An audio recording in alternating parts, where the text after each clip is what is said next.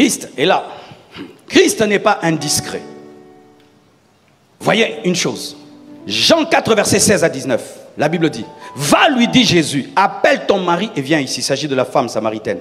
La femme répondit, je n'ai point de mari. Jésus lui dit, tu as eu raison de dire, je n'ai point de mari.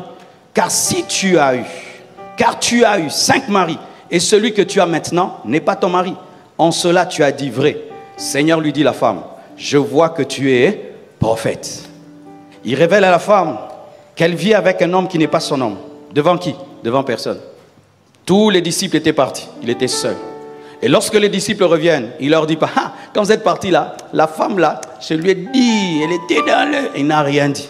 C'est la femme elle-même qui est allée dire, venez, celui-ci est un prophète. Il m'a dit tout ce que je suis. Ne divulgue pas les secrets de tes fidèles. Et si tu as une femme indiscrète, ne lui dis pas. Cher homme de Dieu, c'est toi d'abord le pasteur. Hein? Si ta femme est bois, ne lui dis pas. Parce que celui qui travaille à la CIA ne dit pas toi à sa femme.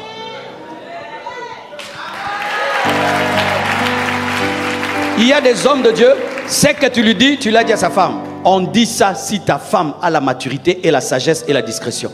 Mais quand tu lui dis une fois, ça entre dans l'église. Tu lui dis 2 fois, ça entre dans l'église. Tu lui dis 4 fois, ne lui dis plus. Dis-lui seulement les bonnes choses. Les choses bizarres et compliquées, ne lui dis pas. Elle n'a pas la maturité de t'accompagner dans le secret.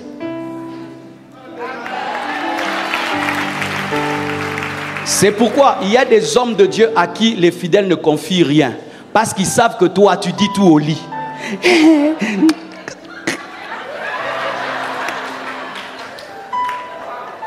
Et puis, la sœur entend, ça passe dans l'église. Mais j'ai dit au pasteur, pasteur, tu as dit, moi j'ai pas dit. Elle comprend, tu avais dit à ta femme. Et puis maintenant, elle dit, hey, ne dites rien au pasteur, il dit tout à sa femme et sa femme dit tout à tout le monde. Quand tu as une femme sage, mature, qui t'aide à régler les problèmes, dis-la. Parce qu'elle est dans ta vie en train de t'aider. Mais si elle a l'immaturité, fais attention parce que tu auras des problèmes comme Samson. Ce qui a révélé l'énigme de Samson, c'était sa femme. Alléluia. On ne dit pas tout à sa femme. Si elle n'a pas la maturité, on ne lui dit pas tout. Il y a des femmes qui chassent les fidèles de l'église. Alléluia. Sœur, sors de cette église. Tu as l'esprit de Jézabel. Alors que demain, elle sera la grande prédicatrice. Pourquoi? Elle est jalouse.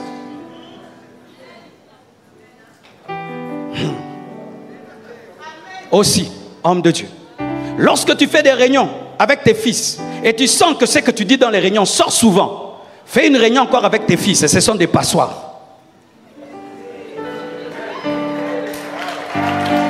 Vous qui êtes dans les réunions pastoraux de l'église où on traite des choses délicates, mais vous avez l'esprit de les sortir, vous amenez des problèmes dans l'église. Quand on t'attire déjà dans la réunion, on suppose que tu as la sagesse. Mais toi, quand tu sors d'une réunion, ah, c'était comment là-bas? Vous avez fait 4 heures du temps. Ah, on a dit des choses. Quelles choses? Des choses très délicates. C'était quoi? Ok, je te dis seulement une partie. Le pasteur a dit qu'à partir de demain, si quelqu'un n'arrive pas à 7 heures, il ferme la porte. Ça se répand dans toute l'église. Alors que la nuit, tu vas réfléchir et te rendre compte que c'était une mauvaise décision. Sais-tu cacher les secrets des gens? Des fois, les médecins ont plus le respect de leur travail que nous. Il y a des médecins qui ont opéré des présidents qui n'ont jamais dit. Mais nous, il suffit qu'un grand homme vienne chez toi. Oh, tu sais, le président là, et il y avait ça, et je lui ai fait ça, et je lui ai dit ça, il m'a confié ça, il m'a confié ça. Et il entend que toi, tu as dit. Il suffit que quelqu'un te confie, ça te boue, ça se démange. Il faut que tu dises, il faut que tu dises, il faut que... Jésus était discret. Il n'a pas à parler aux disciples. Ils sont arrivés. Mange, ni, j'ai à manger une autre nourriture, la volonté de mon Père. Et parlons même de la manière de prophétiser. Jésus a dit ces choses sales, humiliantes, face à face. Disons, c'était dans le bureau qu'il a révélé à cette femme qu'elle avait un mari qui n'était pas le sien. Mais quand tu prends le micro, et en plus on est en live, et tu viens, tu dis à quelqu'un que tu es dans le péché, c'est de l'indiscrétion. Les gens ne viennent pas à l'église afin qu'on étale leur péché. Alléluia.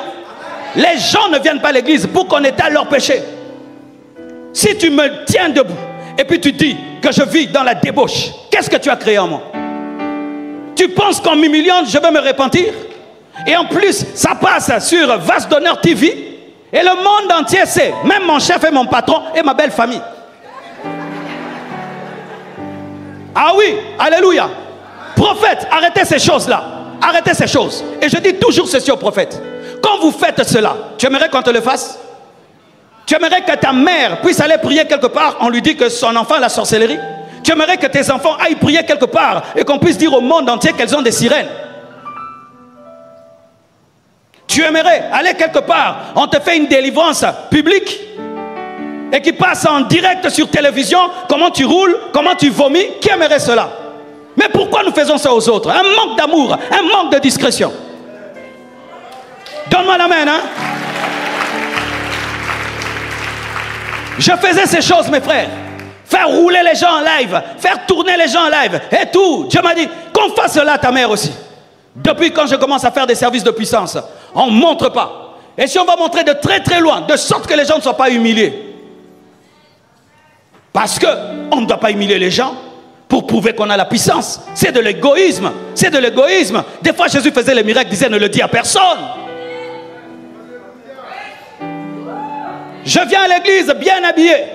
Et puis je roule et je vomis. Et les démons parlent dans ma bouche. Et sans ma permission, fais ça en Europe, on va t'arrêter. Hey, nous profitons de l'Afrique. Hein.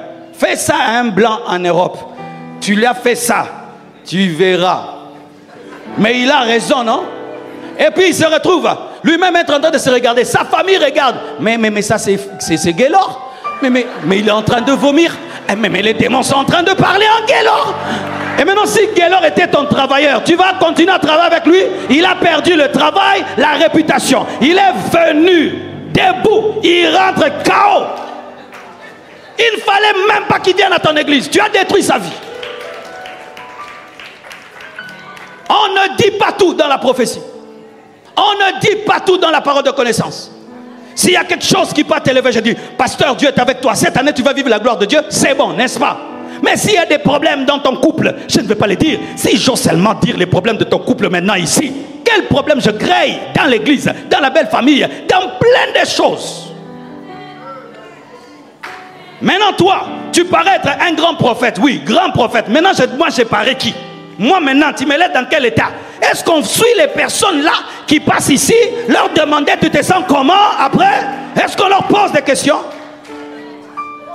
Les médecins, après l'opération, ils te suivent. Si les fils se sont coupés et tout. Nous, après les choses qu'on fait là, est-ce qu'on suit les gens pour leur dire maintenant, qu'est-ce qui est arrivé dans ta vie après que j'ai présenté que tu avais des démons internationaux?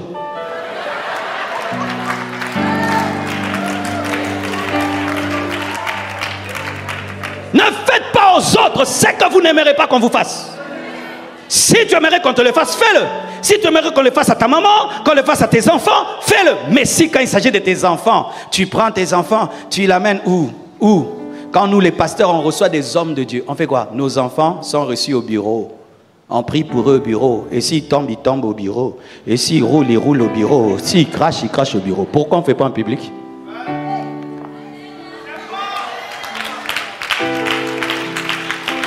Quand nous, les hommes de Dieu, on a des problèmes, on va vers d'autres hommes de Dieu. Où? Au bureau. Ils prient pour toi au bureau. Tu confesses au bureau. On confesse ici. Pourquoi tu veux faire confesser les autres devant? C'est pourquoi, lorsque Paul parle, il dit aspirez donc spirituel. Il dit j'aimerais vous montrer la méthode par excellence pour cela. Il dit quoi? L'amour est. C'est-à-dire quoi? Pour rechercher les dons, il faut chercher l'amour. Car si tu as la parole de connaissance sans amour, c'est une arme à destruction massive.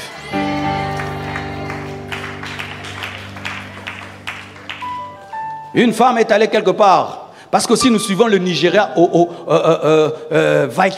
à l'aveuglette. Ne faites pas tout ce qui se passe au Nigeria. Le Nigeria n'est pas le Saint-Esprit. Le Nigeria n'est pas le Saint-Esprit. Oh, comme le grand prophète nigérien le fait, je le fais. Non, fais-le si la Bible le dit. Si la Bible le dit, pas parce qu'on le fait au Nigeria. Maintenant, qu'est-ce qu'elle a fait? Elle est allée au Nigeria et on a prophétisé sur elle que sa maman a la sorcellerie, sa maman la bloque. Et vous savez, sa maman suivait la télévision. Elle est tombée, elle est morte.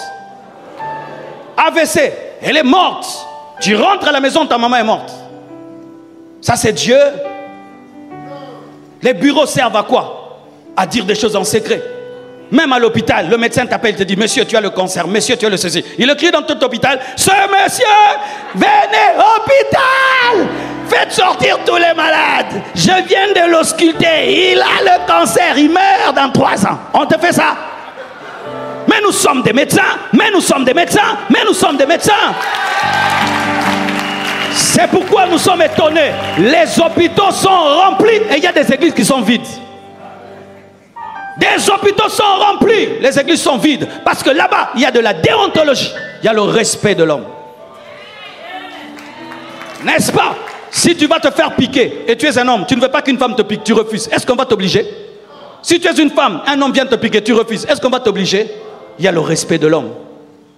Mais nous, une fois que quelqu'un a mis la porte, le pied dans la porte de l'église, il n'a plus de personnalité. Viens ici, dors là-bas. Tourne, tourne. Pourquoi? Tu es entré à l'église.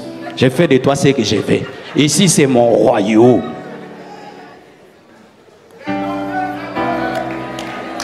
Donne-moi la main, hein? Donne-moi la main. Ne faites plus jamais cela. Hey. Écoutez ceci. Tu vas dans un endroit pour prier. Et puis des prophéties humiliantes commencent. Ne te lève pas. Ne vous levez pas. Frère, il y a quelqu'un ici, tu as fait ça. Frère, lève-toi. Ne t'élève pas. Regarde-le, on ne va pas te taper. On ne va rien te faire. Parce que si tu te lèves, ta vie est détruite. Vous m'entendez, hein?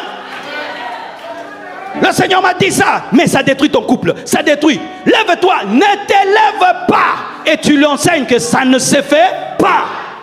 Et s'il insiste, rentre à la maison, fuis.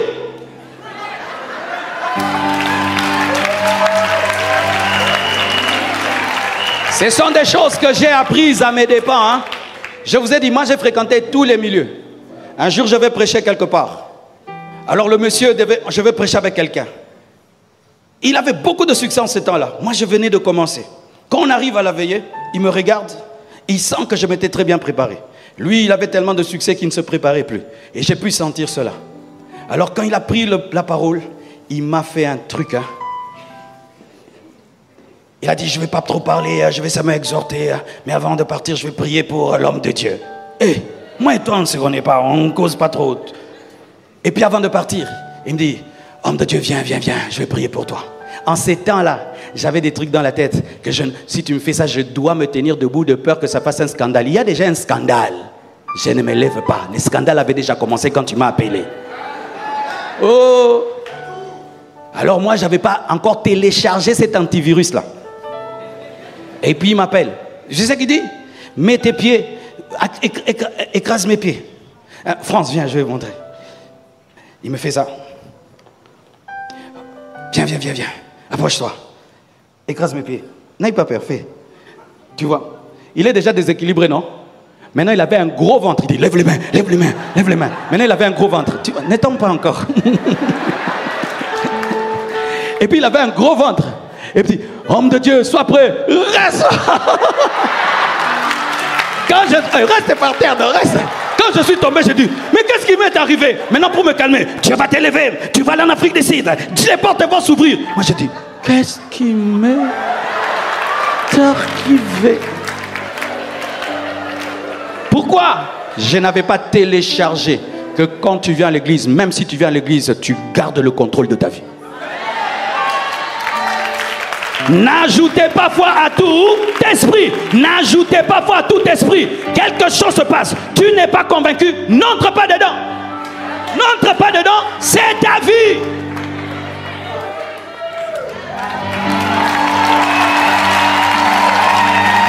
Terminons.